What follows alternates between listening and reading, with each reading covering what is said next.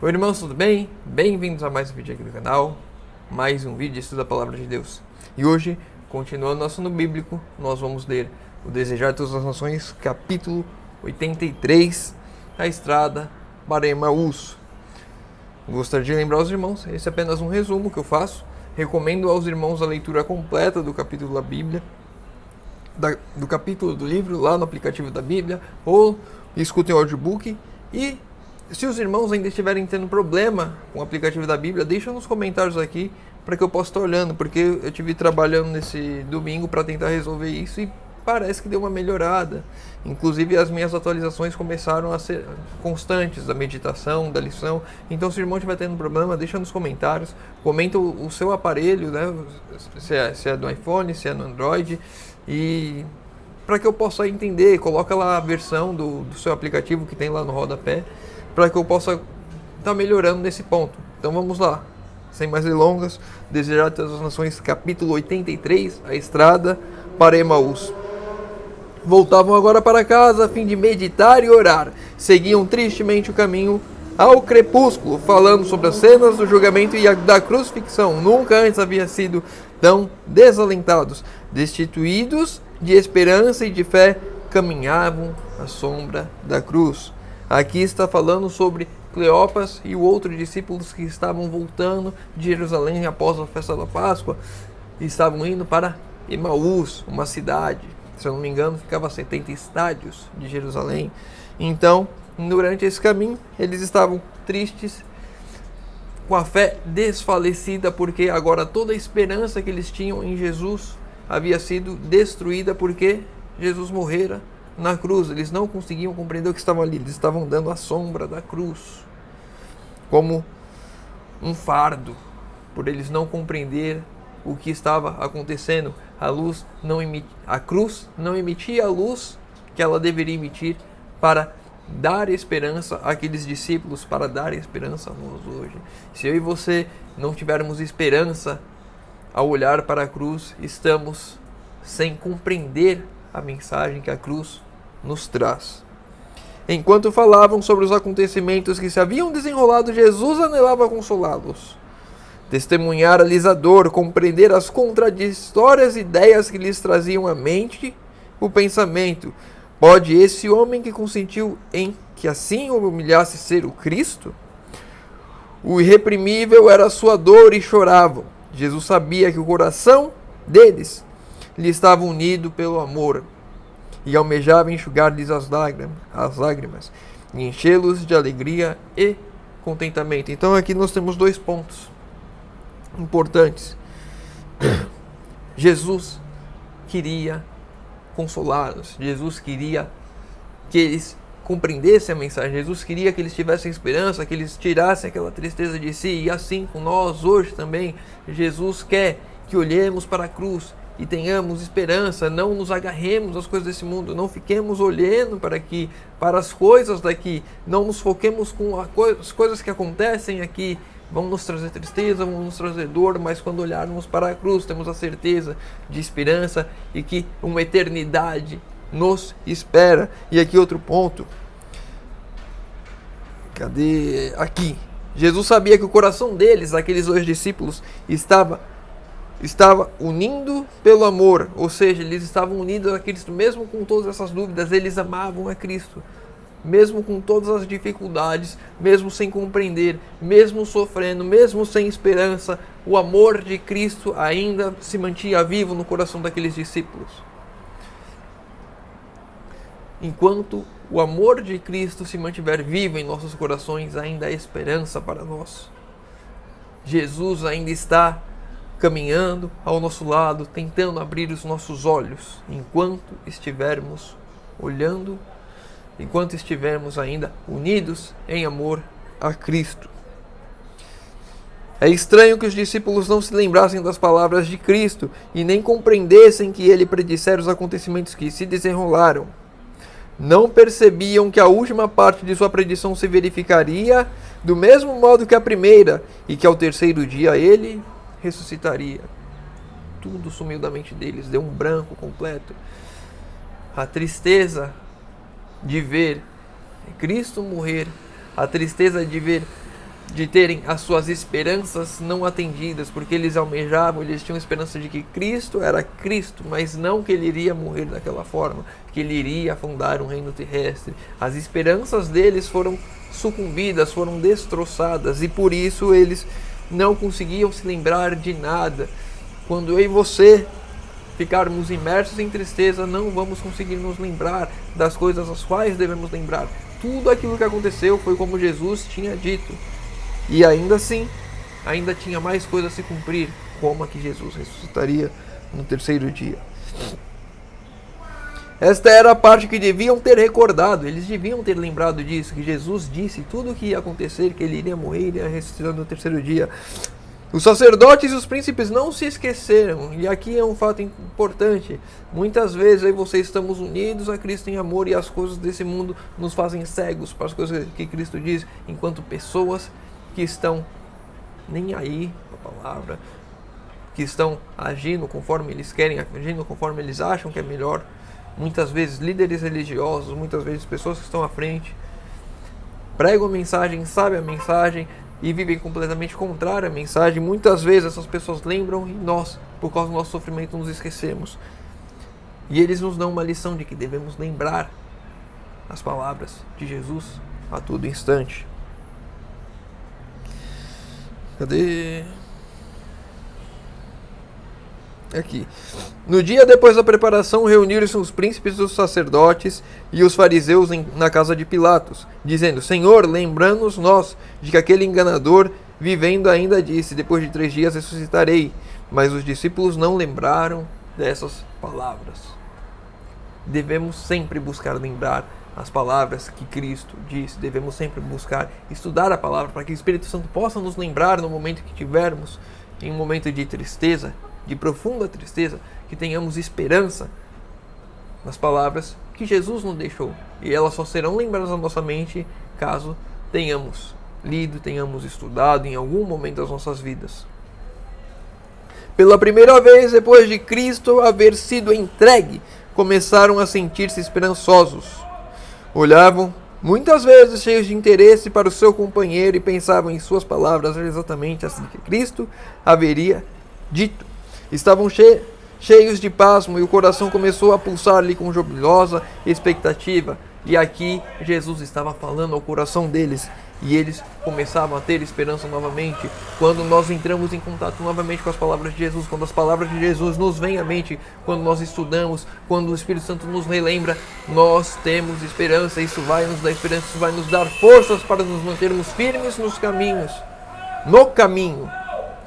Firme no caminho estreito, o caminho difícil, o caminho de lutas, mas o caminho da salvação. Cristo expôs em todas as Escrituras as coisas que lhe diziam respeito. Houvesse primeiro se manifestado a eles, e o seu coração teria ficado satisfeito. Na plenitude de seu regozijo não teriam ambicionado nada mais, mas era-lhes necessário compreender os testemunhos dados a respeito dele pelos símbolos e profecias do Antigo Testamento. Sobre esses deveria estabelecer-se a sua fé. E aqui um ponto importante para nós. Aqui, exatamente esse último ponto. Era necessário compreender os testemunhos dados a respeito de Cristo. É necessário que a gente compreenda o testemunho dado a respeito de Cristo. Entender os símbolos e as profecias do Antigo Testamento. Porque isso será a base da nossa fé. Se Jesus tivesse simplesmente se manifestado a eles: oi, eu ressuscitei, eles teriam ficado felizes, alegres, mas a fé deles continuaria sem a base sólida na palavra de Deus. A minha fé e a sua fé deve ter o firme fundamento na palavra de Deus. Não na palavra do pastor, não na palavra da igreja, na palavra de Deus, na Bíblia. O que a Bíblia me diz? Então a minha fé deve se basear inteiramente na Bíblia. Isaías 28:10 nos diz como ter esse fundamento. Não pegar um texto isolado, mas é texto sobre texto, regra sobre regra, regra mais regra, preceito sobre preceito, preceito e mais preceito, um pouco aqui, um pouco ali. Toda a Bíblia tem que ser um manual, e não um capítulo, não uma página, não um verso, não um livro específico. Toda a Bíblia me dá pauta, me dá base para a minha fé deve me dar base para a minha fé, e a minha fé deve estar firmada na Bíblia, para que os acontecimentos no mundo, as coisas que aqui acontecem, não desanimem a minha fé, não me afastem da minha fé. Muitas pessoas, nesse tempo de pandemia que tivemos, as igrejas fechadas, se afastaram do caminho, se afastaram de Cristo, porque não tinham templo para ir. Se a minha fé e a sua fé não estiver firmada na palavra, nós iremos nos afastar do caminho, nós iremos nos afastar da igreja. Ensinando esses discípulos, mostrou Jesus a importância do Antigo Testamento como testemunha de sua missão. Muitos professos cristãos desprezam hoje aquela porção das Escrituras, pretendendo não ter mais utilidade. Não é isso, porém, o ensino de Cristo. E aqui um ponto importante: toda a nossa fé deve estar baseada no Antigo Testamento. Se a gente perdesse todo o Novo Testamento, se a gente perdesse o Espírito de profecia, conseguiríamos tirar toda a base da nossa fé no Antigo Testamento. Jesus só tinha o Antigo Testamento. Os discípulos só tinham o Antigo Testamento. E agora eles passaram a ter o testemunho de Jesus com o tempo. Então, devemos sim estudar o Antigo Testamento, devemos compreender o Antigo Testamento, devemos compreender Jesus no Antigo Testamento. Muitas pessoas dizem que o Deus do Antigo Testamento era um Deus ruim e Jesus é um Deus bom, há um contraste entre o Novo e o Antigo Testamento, mas quando na verdade todos demonstram o amor de Deus, todos demonstram o amor de Cristo, todos demonstram tudo aquilo que Cristo fez e fará por nós. No Antigo Testamento nós vemos que Jesus viria aqui e iria sofrer. No Antigo Testamento nós vemos que Jesus iria voltar aqui. Enfim, tem mais coisas. No Antigo Testamento a gente vê sobre a segunda vinda de Jesus aqui já. Lá no Antigo Testamento, Balaão teve essa visão. Enoque teve essa visão. Nós vemos isso no livro de Judas, mas se estava no livro de Judas, Enoque tinha escrito em algum lugar que não está nos textos proféticos. E por aí vai. Devemos confiar no testemunho do Antigo Testamento e não menosprezar e não dizer que passou, não dizer que é uma nova aliança, que aquilo já não existe mais. A Bíblia como um todo deve ser a nossa regra de fé. E o Velho Testamento nós devemos aprender a harmonizar com o Novo e não colocar distinção. Muitas pessoas pegam um texto fora de contexto e aí acabam criando como se fosse um conflito entre o Velho e o Novo Testamento, o Antigo e o Novo, quando na verdade todos eles falam a mesma linguagem. Os milagres de Cristo são uma prova de sua divindade, mas uma prova mais forte ainda de que ele é o Redentor do mundo encontra-se comparando as profecias do Antigo Testamento com a história do Novo. Lá em Isaías, vamos ler Isaías, a vida de Jesus, a morte de Jesus, a nova terra, nós conseguimos compreender todo o testemunho e colocamos ele todo em harmonia com o Novo Testamento, porque lá já estava escrito. Inclusive, quando Cristo começou a compreender a sua missão, ele via como estava escrito no Antigo Testamento e ele sabia ali como ele deveria sofrer. Cristo desejava que as ideias de seus discípulos fossem puras e verdadeiras em todos os sentidos.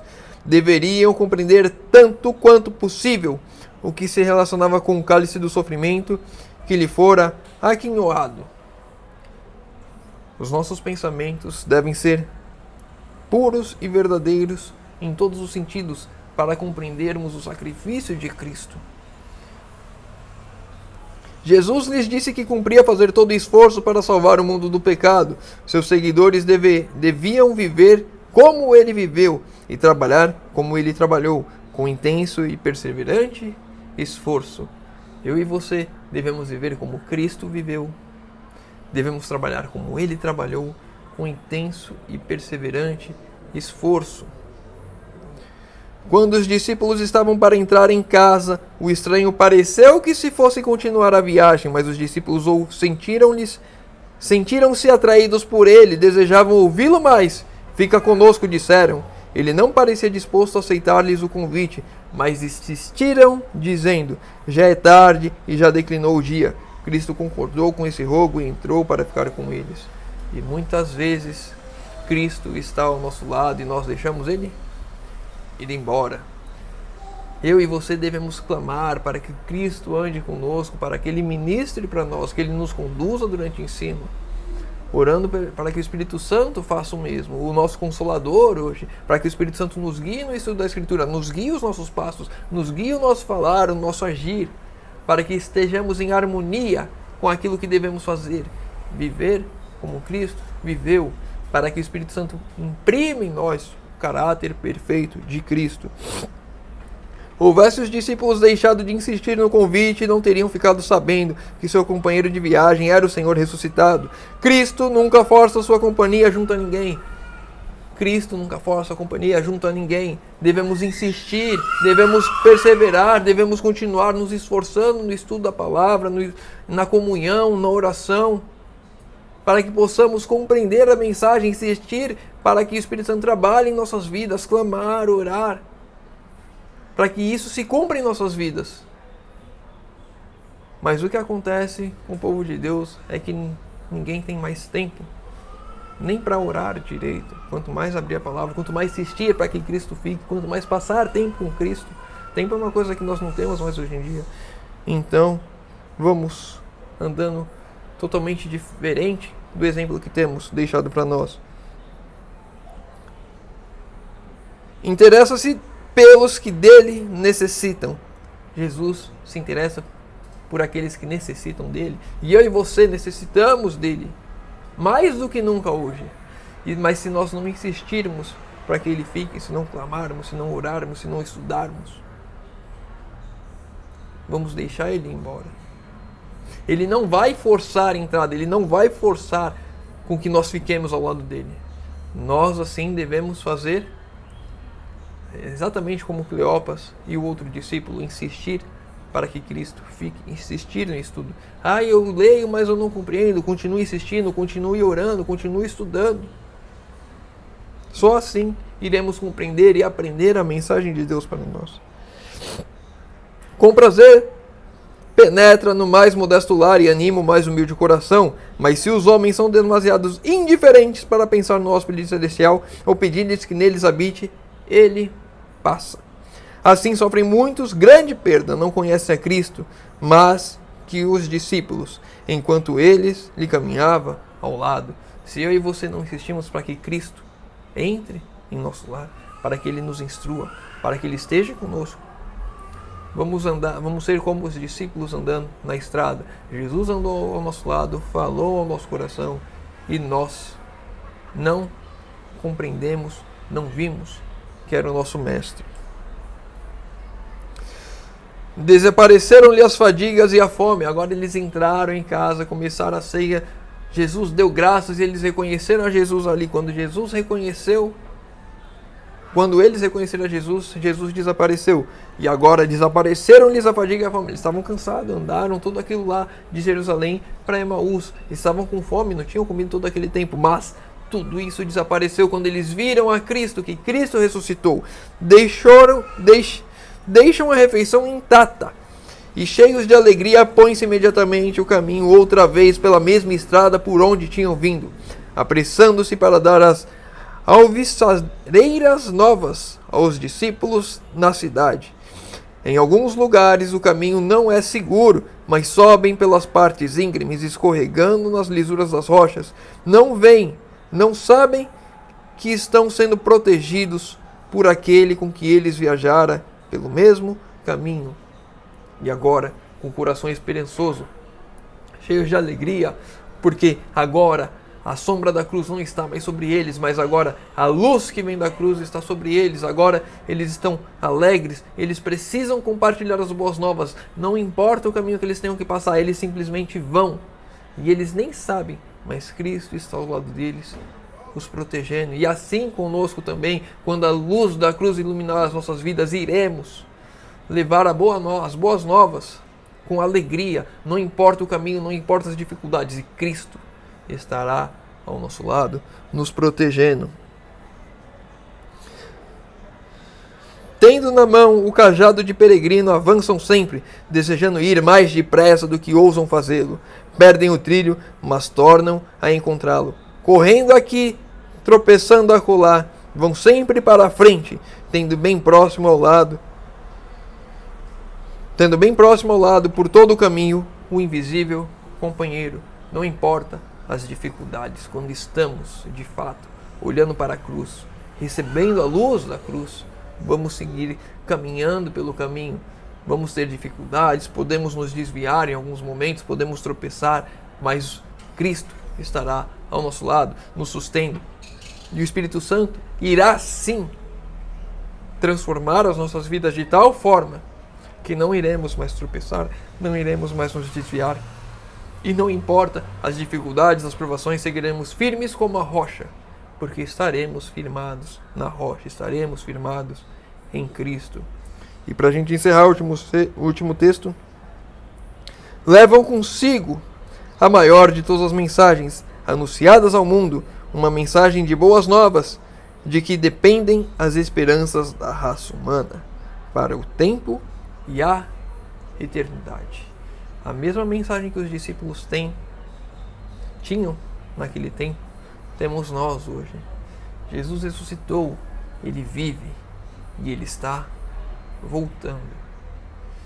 E quando Ele voltar, Ele vai querer que eu e você estejamos de pé para encontrar com Ele nos ares. Vamos encerrar por aqui.